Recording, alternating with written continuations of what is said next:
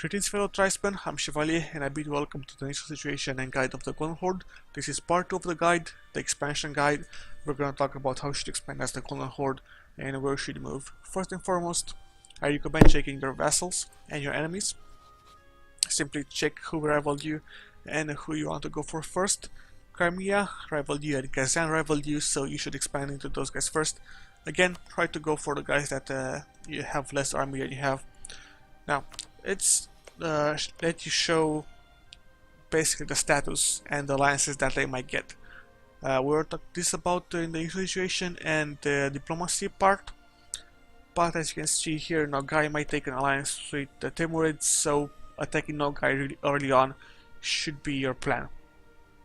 But first and foremost, check this, then check your rivals, then check your attacks. Recommended is to attack Crimea, Nogai, Kazan, or Crimea, Kazan, Nogai. Depends on who attacks who.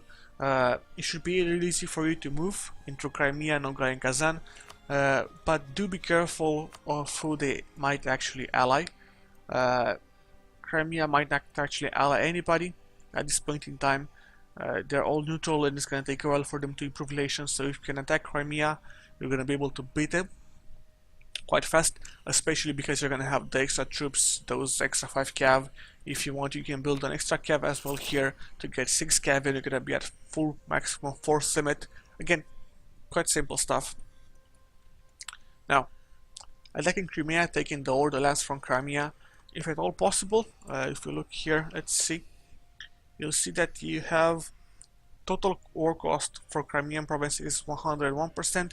You're not going to be able to raise Crimea when you take it, and that's going to be a little bit troublesome.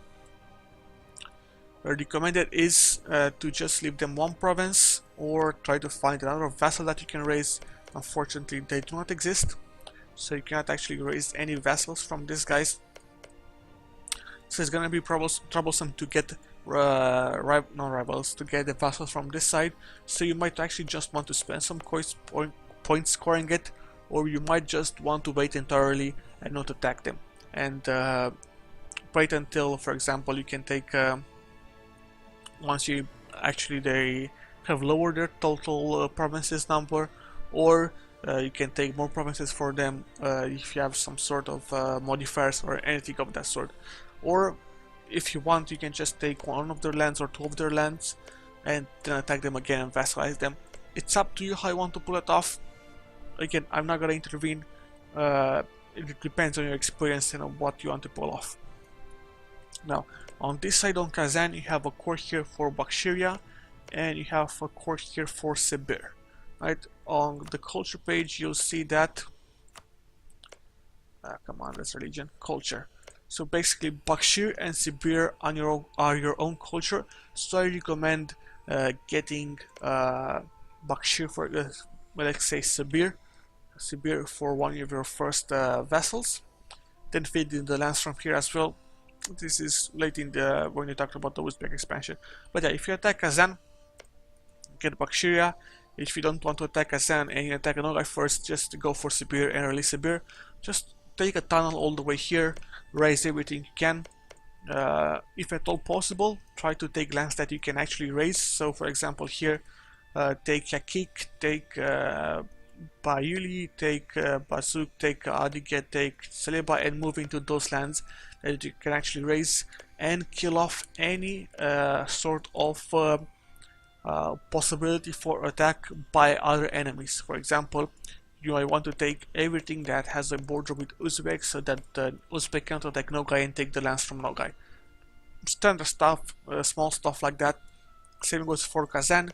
If you look at here, they have 131%, so you might actually want to take Penzas, this all the way up to Perm, and then Bakshir, so that actually you'll kill the border they have with Muscovy, and Muscovy will not be able to attack Kazan and take lands from Kazan. Really small stuff like that. That sorry, that will really help you. Quite small stuff, quite simple stuff, but they help you up tremendously. Now, next target is Uzbek, and this guy's here. This guy should be fed through Crimea as a vassal if you have vassals. vassal as Crimea. Remember that these guys have increased coring cost. Circassia, this thing here of Shirban as well, and Georgia as well has an extra coring cost, which is really annoying. So try to feed it to Crimea so that they won't get cores. Initially it would have been better if you can make one of these guys a vassal, but unfortunately it's not possible. But if you raise these guys really well, you'll be able to gain to lower their total development, which is going to lower your points spent, etc., which is going to be really good. As for killing Uzbek, pretty much standard stuff as well. If you actually have a border with the Timurids, an alliance with the Ottomans, it's really welcomed. As you can see, they rival the Timurids, so you should be able to get an alliance with the Ottomans if you rival the Timurids, and you'll be able to be safeguard against the Timurids. If the Timurids actually break off, you can attack them as well. We'll talk about this later on. So, moving into Uzbek here should be quite simple. They will move to a different culture here, to the Kazakh, and if you look at the Uzbeks here, they have the core of Kazakh. My recommendation is to basically do the same stuff as you did with Nogai. If you have taken lands from Nogai, you can actually release Kazakh.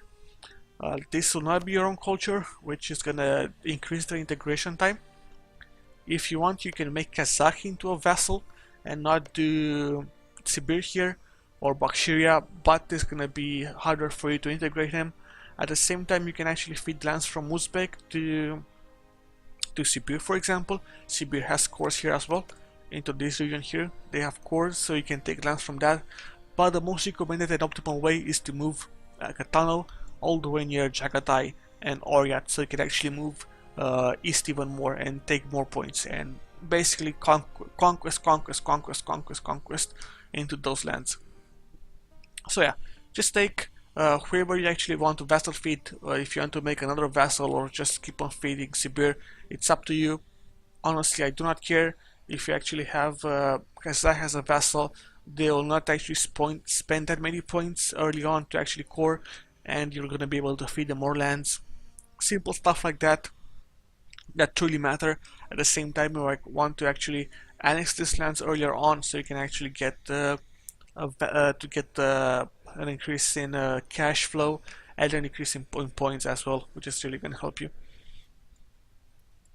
Now, you've taken these guys, Oryat, Chagatai, Yarkhan, pretty much the same as Uzbek. Move east into Mongolia, Buryatia, Korea, Japan. Just move slowly to the mid and late game and kill those lands. It's quite simple, there's nothing much to say here. It's simply a reverse of the Aryan campaign. Instead of moving like this, you move like this. Pretty much simple stuff. They're not going to be that big and they're not going to be that troublesome. Now, the troublesome part is going to start with Kara, Timurids, and Poland, Muscovy, which is going to really be troublesome. For Muscovy here, they're a special case. Attacking Muscovy is going to be really troublesome. If you attack them early on and you have the manpower, you should do it, but it's really going to slow your expansion into the east. So I recommend attacking Muscovy when they're at war against Novgorod. This way you're going to be able to take some of their lands really fast and without losing that many provinces in the meantime. An alliance with Ryazan is also doable, and some other stuff. Now, as a vassal here, you can actually take Ryazan, or you can release some other vassal from Muscovy. It honestly depends up to you how you want to pull it off. You might actually want to, I don't know, make Aldeyev into a vassal, Ryazan into a vassal, release Nizhny Novgorod from them as well. If they have taken full Novgorod, they have conquered the whole of Novgorod, you can actually release Novgorod. It's up to you how to pull it off.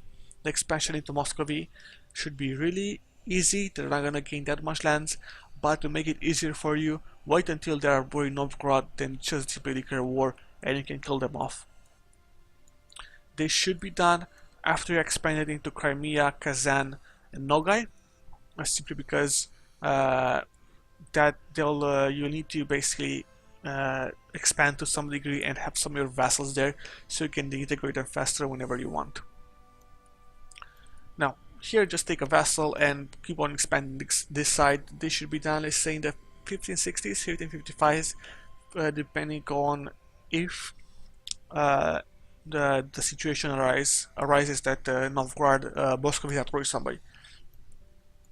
Now, for Poland and Lithuania, you're gonna need help from Ottomans later on. It's really impossible for you to do it without the help of the Ottomans. Again, there are special cases. You have to wait until they have problems with the rebels, another war, Denmark war, or in Austria, for example, if they attack Hungary. Again, some sort of this kind of modifiers and anything of that sort. Now, for the Ottomans here, an alliance is doable. Later on, again, you might want to conquer them, but this is part of the mid to the late game. Let's say the late of the mid game. We'll talk about this when you actually get there. So, let's do a small recap. Crimea, Nogai, Kazan, whatever floats your boat you want to attack, followed by Uzbek. Keep an eye on Muscovy, see if they have if they have problems. Then Uzbek, then this guys if you have a vassal in Crimea. If not, try to make sure you have another vassal here that you can actually feed. Remember, they must not be part of this culture here. So basically, the culture here of the Circassian, the Armenian, for example, Caucasian culture, basically, so that they won't have the increasing carrying cost. You can actually, for example, release Persia from this side if you actually conquer this much. You can release Persia from Kara, but we're going to talk about this later on. Uzbek did move east and east and east and move like this. Again, really conquest campaign, really active conquest campaign into this part here. You'll need the points and you're gonna get most of the points from this parts here of the world. Now, for the parts here, Kara is your next target, right? This is quite simple, just kill whenever you can kill, take whatever you can take. Now, for this part here, Kara and the Timurids are gonna be a little bit troublesome. You'll want a Persia vassal here, so you can actually feed lands from the Timurids, so you can attack him. At the same time, the Timurids might not be broken. If they have problems with the Prussian rebels, it's gonna be even better for you, and then you can actually attack him yourself. But again, just follow the simple strategies against the Timurids. Just wait until they are weakened, attack them, take their lands. How we can actually partition them, it's up to you. I do recommend taking lands that the Persian have, and just for example creating a tunnel to Balochistan, or basically creating tunnels so you can have more targets to attack. As for Kara, pretty much the same stuff as the Timurids, although you can simply attack them and kill them. They do have more troops than they do have at the start, but with the troops from your vassals and some other stuff, perhaps some help from some of their enemies in the Mamelukes or Ottomans, although it's not recommended to increase the lands that Ottomans have, simply because that's going to be troublesome as well. But yeah, then Kara, followed by the Mamelukes, then the Ottomans. Again, this is really going to get you in the mid to late game, probably even into the late game, depending on how good you are and how fast you can expand. But yeah, this is the expansion guide to the Golden Horde. Quite simple, just kill. Nothing much to say here. Targets that you should be aware of is the Ottomans and the Timurids. You must have an alliance with the Ottomans as soon as possible, so try to get a guide there to actually improve relations with the Ottomans, so you can have a reliable ally that will help you defend against your enemies. But that doesn't mean that you will not want to attack the Ottomans when you actually grow big, so try not to feed them that much lands. Try to basically control their expansion to some degree. Another target I should be careful of is Ming. As you move more and more east, you're gonna attract the attention from Ming, and you should try to avoid having any borders with Ming. Try to simply just not take lands that have a border with Ming. Just avoid them altogether and take some other lands. This is really good to pull off, simply because you don't want to be attacked against stacks from Ming, whatever, how many troops they have, I really don't know, 60,000 troops, something like that. Again, quite troublesome for you to fight against Ming.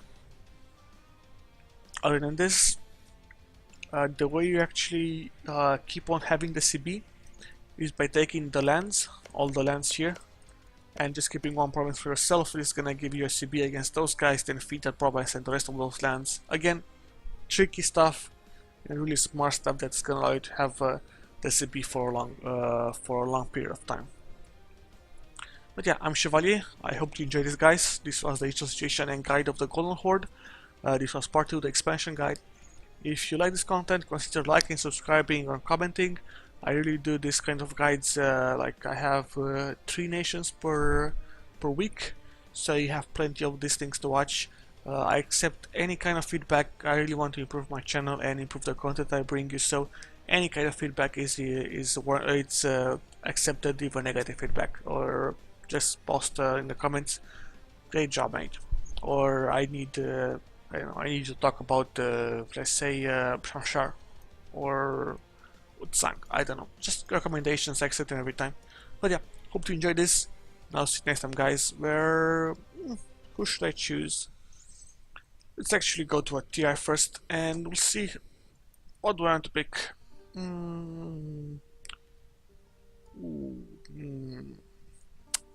Let's simply go for Timbuktu. I guess Timbuktu is gonna be fine, or Mali, nation in this part here. Basically, I'll just go, just pull a guide like this one for the nations in this part here, and this will be up. No, Thursday, right? Thursday. But yeah, I'm Chevalier. Hope you enjoy this. Ciao.